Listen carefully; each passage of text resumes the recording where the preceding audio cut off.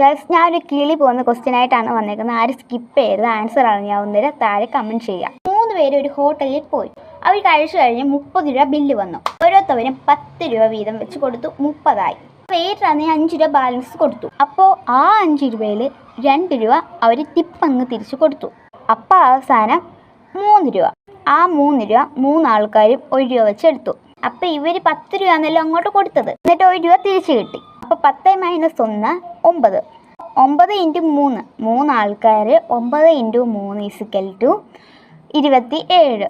27 രൂപ ഇവർ കയ്യിൽ നിന്ന് പോയി. 2 രൂപ ടിപ്പ് കൊടുത്തില്ലായിരുന്നോ അവർക്ക്? അപ്പം 27 + 2 = 29.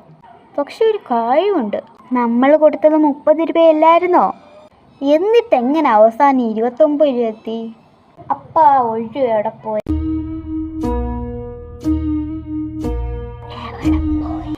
ഗൈസ് അറിയാവുന്നവർ കമൻറ്റ് ചെയ്യൂ.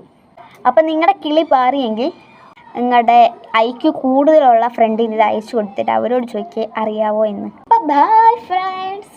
ചാനൽ ഒന്ന് സബ്സ്ക്രൈബ് ചെയ്യുക ഫ്രണ്ട്സ് പ്ലീസ്.